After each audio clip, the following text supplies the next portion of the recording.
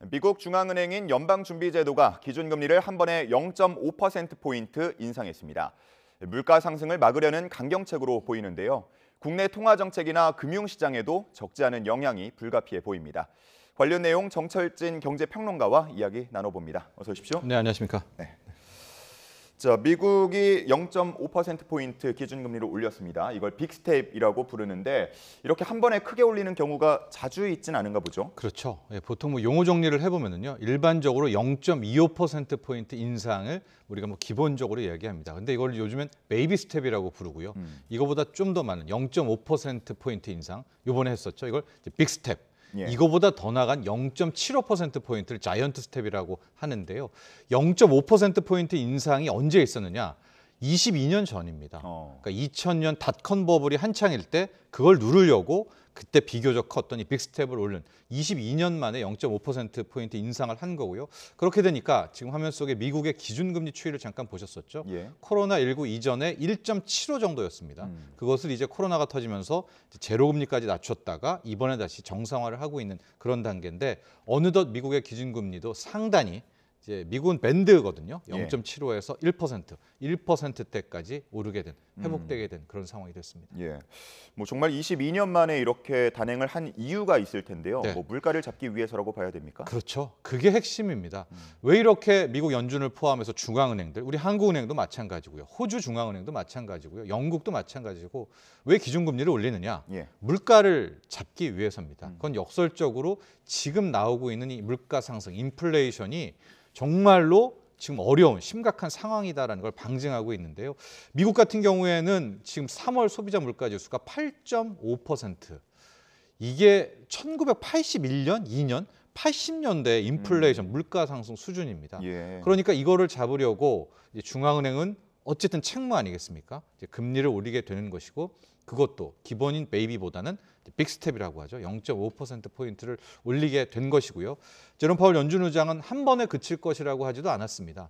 지금 인플레이션이 심각하기 때문에 한두 번 정도 더 0.5%포인트 인상은 따를 것이다. 또 이런 전망도 함께 내놨습니다. 예, 계속해서 연내에 기준금리 인상이 예고가 된 상황인데 보통 이렇게 금리가 인상이 되게 되면 주식시장은 악재로 평가가 되기 마련이지 않습니까? 네. 근데 지난 밤에 이제 뉴욕 증시를 보면 폭등, 3% 안팎의 폭등을 했더라고요. 네. 이유는 뭐라고 봐야 됩니까? 일단 기본적으로 0.5%포인트 인상은 시장이 다 알고 있었거든요. 그러면 이제 주식시장은 선반영이라는 걸 하지 않습니까? 그러니까 현재 시장에는 0.5%포인트 인상은 이미 반영이 돼 있었고 그동안 시장이 좀 더 두려워하고 걱정했던 것은 이달이 아닙니다. 이제 다음 달 6월에 0.75%포인트 그야말로 자이언트 스텝을 밟으면서 금리를 올릴 것이다라는 이제 그런 두려움에 쌓였는데 제롬 파월 연준 의장이 큰 틀에서 보면 이게 조삼모사 같은 거거든요. 왜냐하면 앞서서는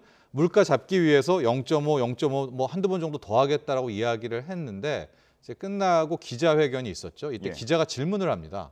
그럼 6월에 0.75%포인트 자이언트 스텝을 할 거냐고 하니까 또 그거는 테이블 위에 없다. 그러니까 즉 고려하지 않고 있다라는 이야기를 해줘요. 이게 이제 크게 다른 건 아니죠. 그러나 6월에 0.75%포인트 안 하겠다라는 이 말 하나, 이 워딩이 실은 주식시장을 살렸다 이렇게 바라볼 수가 있겠고요. 증시가 가장 두려워했던 자이언트 스텝을 6월에 안 하겠다라고 하니까 그동안에 좀 눌려왔었던 또 악재 상황이라고 봤던 것들이 이제 솟구치게 되면서 회복 탄력이 나오게 되면서 다우도 그랬고요. 특히 기술주들, 나스닥 같은 경우가 큰 폭의 상승을 기록하게 된 겁니다. 예. 이렇게 미국의 기준금리가 인상이 되면서 국내 영향도 불가피해 보이는데요. 국내 통화정책 어떤 변화가 예상이 됩니까? 그렇습니다. 우리의 한국은행도 이제 결과적으로 영향을 받게 되고요. 우리의 한국은행도 두 가지 요인을 함께 고려를 해야 됩니다. 첫째는 우리나라의 물가 잡는 거 중요하지 않겠습니까?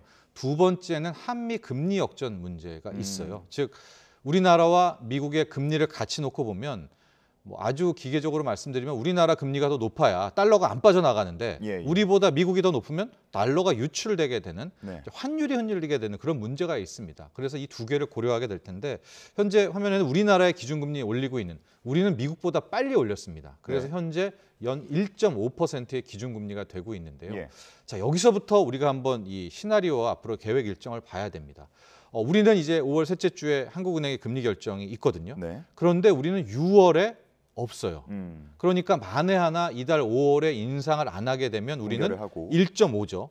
근데 이제 미국 같은 경우에 6월에는 0.75%포인트는 안 하겠다고 했지만 0.5는 한다고 했습니다. 그러면 상당히 같아지는. 6월에 1.5, 1.5가 똑같아지는. 예. 이건 약간 우리에게는 걱정이 되는 부분입니다. 물론 우리 한국 경제가, 우리 한국의 금융시장이 뭐 금리가 비슷하다고 달러가 빠져나가도 하지는 않지만 예. 어쨌거나 금리 역전에 대한 부분은 고려 사항이기도 하고 더욱 중요한 건 우리의 물가입니다. 지금 우리의 소비자 물가가 4.8%라는 뭐 엄청난 거죠. 근데 이것도 공공요금 인상이 지금 반영이 안 된 거란 예. 말이죠. 게다가 인플레가 꺾일 조짐은 지금 안 보이고 있기 때문에 이런 점들, 우리 자체의 물가를 잡는 거, 또 미국이 저렇게 긴축을 나갔을 때 한미의 금리 추이까지 가령 본다면 저는 5월에 우리나라의 금통위가 6월에 없으니까요. 금리 인상을 한 번 더 단행할 가능성도 매우 높다 이렇게 바라보고 있습니다. 뭐 아직까지 우리나라 입장에서는 뭐 빅스텝을 밟을 필요까지는 없는 거죠. 그렇죠. 예, 그렇습니다. 0.25% 포인트 네. 정도 하면 되는 거고요. 네. 근데 그렇게 되면 또 가계의 대출이자 부담이 또 커진다는 네. 문제가 있죠. 그렇죠. 게다가 우리나라는 좀 특징 중에 하나가 변동금리 대출 비중이 상당히 높습니다. 예. 전체 대출의 거의 70%를 차지하는, 이 많이 좀 우리가 고정으로 바꾸려고 했었는데 네. 또 막상 이렇게 금리 상승기가 되면 우리 금융 소비자들이, 차주들이 돈 빌리러 갔을 때 고정은 이미 가상금리가 세게 붙어서 많이 올라 있거든요. 그래서 이제 변동금리들을 많이 선택하고 계신데, 이렇게 연달아 금리를, 기준금리를 올리게 되면 이제 은행에서 책정되는 것들은 이제 시중금리와 대출금리 또 다른 라운드이긴 한데 예. 더 빨리 오릅니다.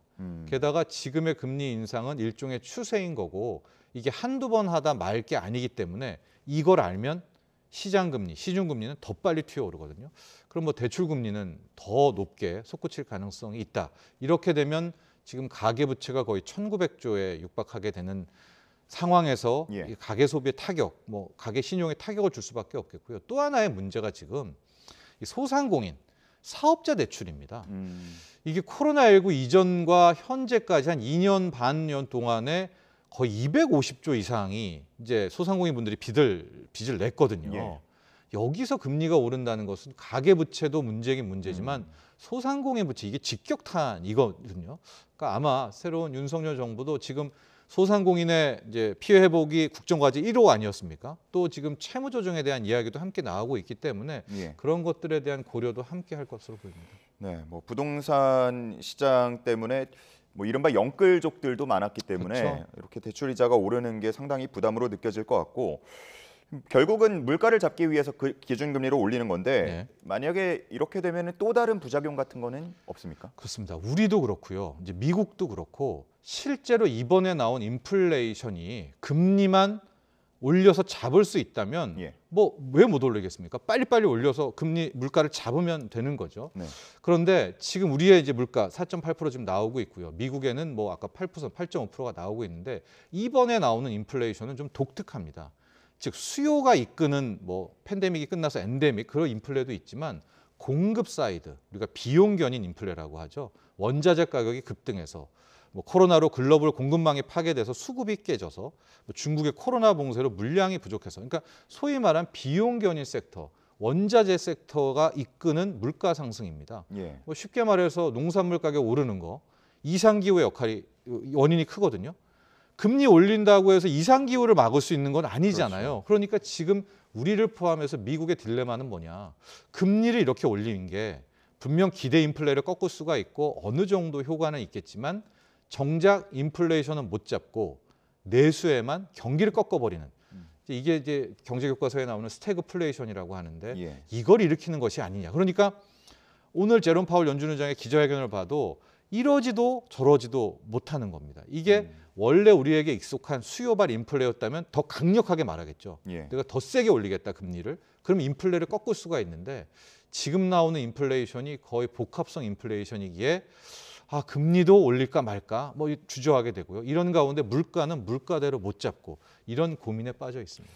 얘기를 듣다 보니까 정말 상당히 복잡하게 얽혀 있고 너무나 많은 영향들이 얽혀 있다 보니까 새롭게 출범하는 윤석열 정부 또 인수위 측에서 고민이 깊을 것 같은데 어떤 얘기들 하고 있습니까? 아마 윤석열 당선인도 1호의 전쟁, 뭐 과거에 뭐 범죄와의 전쟁 이런 것들이 있지 않습니까? 이게 빗대어서 물가와의 전쟁을 가장 먼저 하겠다라고 했는데 예. 정말 중요하다고 보고 있습니다. 현재 물가와의 전쟁을 할 때는 기본적으로 공급 사이드를 먼저 챙겨야 된다라고 제언하고 싶고요. 예. 특히 지금 자원의 무기화의 성격이 강합니다. 뭐 가령 인도네시아가 자체 팜유를 수출을 안 한다든가 이런 것이 더 심해지면 심해졌지 덜하진 않을 것 같거든요. 예. 그러니까 국제적으로는 어떻게든 뭐 광산이라든가 곡물이라든가 원자재 확보를 하게 되고요.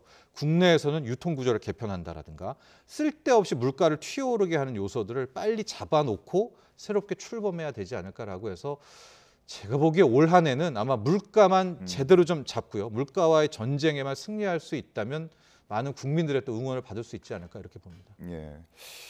지금 뭐 이른바 3고 현상이라고 부르는데 고물가, 고금리, 고환율 이거 언제까지 지속된다고 봐야 됩니까? 셋 중에서 좀 나눠봐야 된다는 입장인데요. 고물가는 예. 연말, 뭐 내년까지도 이어질 수 있지 않을까. 드라마틱한 해법이 나오지 않는다면요. 뭐 전쟁이 갑자기 끝난다든가, 뭐 예. 오펙이 증산한다든가 하지 않으면요. 그러면 당연히 이걸 잡기 위해 금리가 오르는 부분도, 뭐 고금리도 같이 봐야 될 것 같은데 네. 고환율 부분, 저는 이것은 좀 완화될 수 있지 않을까. 최근에 나왔던 워낙 약세죠. 이 환율 급등은 달러가 좀 지나치게 강세가 나왔던 부분이 있습니다. 예. 그런데 오히려 좀 이제 이쯤에서 미국이 뭐 자이언트 스텝 안 밟는다고 하고 멈칫 될 경우에 뭐 다른 나라들 유럽이라든가 영국이 빠르게 금리 인상을 하고 우리도 금리 인상으로 밝게 된다면 환율 부분은 조금 안정될 수 있지 않을까 또 이렇게 바라보고 있습니다. 예, 그렇군요. 뭐 환율 지금 1,300원 얘기도 나오던데 저는 일단 1,250원대를 50원대 상단으로 보고 있고 예. 내일 아마 다시 외환 시장이 열릴 텐데 빨리 1,250원 밑으로 떨어지는 게 굉장히 중요하다 이렇게 보면 되겠습니다. 알겠습니다. 여기까지 듣겠습니다. 정철진 경제평론가와 함께했습니다. 감사합니다.